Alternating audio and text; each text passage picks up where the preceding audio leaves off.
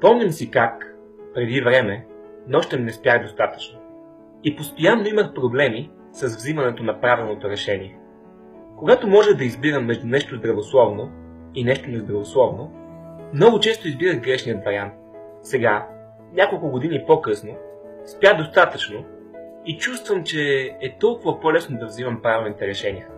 Така че дали става въпрос да избирате дали да ядете нещо вредно или полезно, или пък трябва да свършите нещо важно, като това да спортувате или да работите върху вашия проект.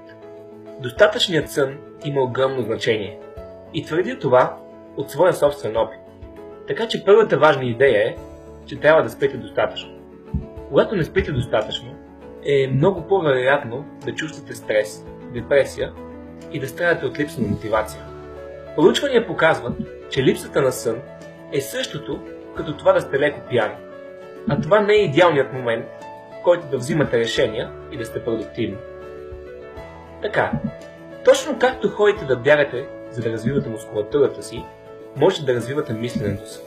И действието, което развива мисленето, е четенето. И не е нужно да четете с часове. Само около 30 минути на ден наистина развиват вашето мислене, а това има пряко влияние върху вашата воля и мотивация. В последно време, това, което правя, като се събудя, е да проверя страницата си във Facebook, да отговоря на съобщенията и оттам проверявам каналите си в YouTube и VBOX. И прекарам часове, вършейки това. И после, като дойде време да правя нещо наистина важно и значимо, се чувствам изморен и нямам мотивация да го свърша. И това е така, понеже волята е като мускул. Тя се изтощава. Например, ако сте решили да тренирате ръце и после си кажете, първо ще бягам 40 минути на пътеката. Е много възможно после да нямате енергия да тренирате своите ръце, а ако все пак имате, тренировката няма да е толкова ефективна. И точно така работи и умът.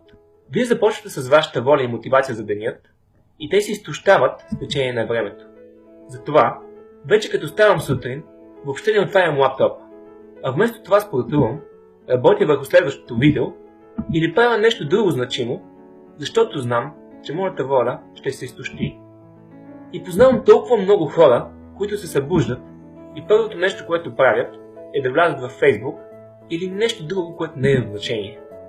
Не правете това. По този начин ще изтощите вашата воля и мотивация и после като дойде време да свършите нещо наистина значимо, няма да имате мотивация да го свършите.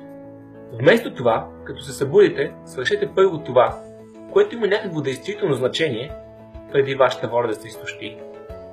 И това беше как да имаме повече воля и мотивация. Ако видеото ви е било полезно, може да го споделите, харесате, а ако искате още полезни идеи и съвети, може да харесате страницата на Не бъди посредствен във Facebook.